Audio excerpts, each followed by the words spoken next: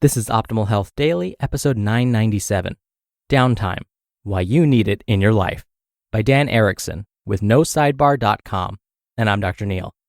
Hey there, happy Tuesday, and welcome back to Optimal Health Daily, where I simply read to you from the best health and fitness blogs for free.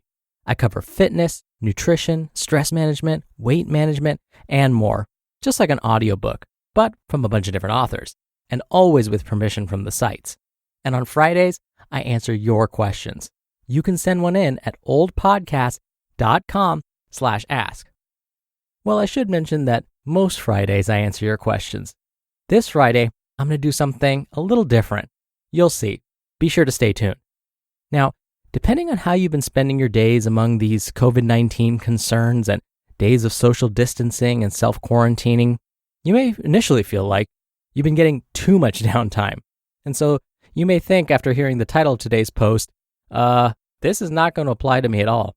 But even if it feels like you're getting too much downtime, I promise that you will find this post helpful. So with that, let's hear today's article and continue optimizing your life. Downtime, Why You Need It in Your Life, by Dan Erickson with NoSidebar.com. Life can get busy. Sometimes the busyness can't be avoided.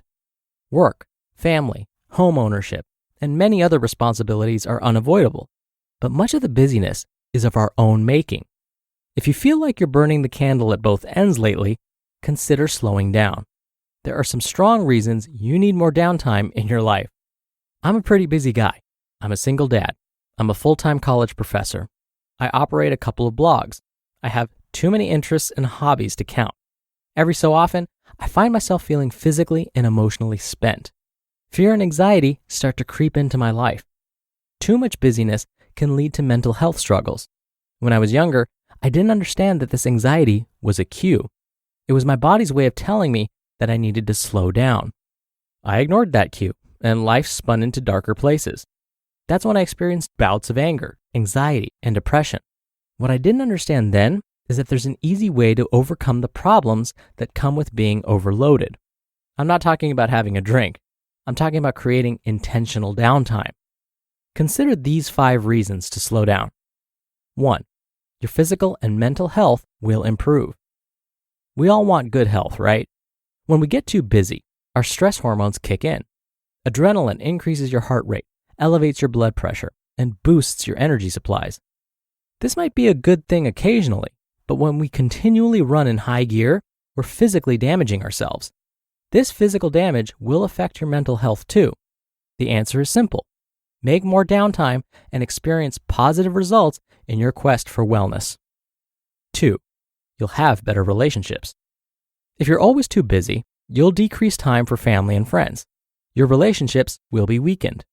There have been times in my life when I got so busy that I ignored friends to the point of losing them. That's not good. As a single dad, I've learned that I need to purposefully stop and spend time with my daughter. I need to be intentional about building a healthy bond. I can't do that if I'm in high gear. 3. You build your self-worth. Being constantly busy takes you away from yourself. If we're always doing things, we never have time to stop and evaluate who we are, where we're going, and how we can inspire others. When you make intentional downtime in your life, you give yourself time to contemplate what is truly of value. You'll build your self-esteem and your self-worth. Then you'll be better equipped to help both yourself and others. That's priceless. 4. You can become a master of something. I'm a musician. I've been writing and playing music since I was a boy. I love music. Still, even our passions can lead to being too busy. Over the years, I've tried to learn to play most every popular instrument. I've gone on songwriting sprees where I've written 50 songs in a month. Sounds productive, right? Not really. I was keeping myself so busy, I forgot about quality. When we slow down and do a single task at a time, we can become a master. Instead of trying to complete 20 unimportant tasks, focus on one task and do it well. 5. Your yes will be yes, and your no will be no. When we take on too much, we get caught in a trap. Every time someone asks us to take on more, we say yes. When you learn to be more intentional about giving yourself downtime, you also become more decisive.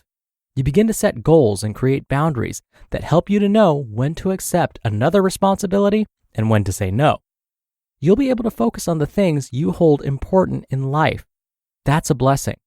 Let your yes be yes and your no be no. Remember, life is not a race. In today's world, we've been misled. We've been taught that we need to complete certain tasks to be accepted and successful in life. We have to get good grades. We have to go to college. We have to get a job, make money, buy stuff, and raise a family. I'm not saying that these things are unimportant. I'm just saying that we don't have to race to the finish line. Slow down, be intentional, and create more downtime in your life. In the long run, you might discover that you'll actually do more of what really matters. You just listened to the post titled Downtime, Why You Need It in Your Life by Dan Erickson with NoSidebar.com. Now, before we get to my commentary, I've never really thought kids and adults these days could remove themselves from their cell phones or video games. And if you have kids in your family, you'll love KiwiCo. KiwiCo is a monthly subscription box for kids tested by kids. I gifted the Atlas kit to a friend of mine, where he and his daughter bonded over collectible cards and stickers for their customizable adventure book. The materials were of high quality, made to create authentic art, science, and engineering experiences for children. And the best part, there is something for every kid on your list. I was impressed with the 7 lines that KiwiCo has come up with to spark kids' sense of adventure, curiosity, and innovation. Your child will be getting fun, hands-on art and science projects delivered to your door every month. Now, what kid doesn't love to receive mail?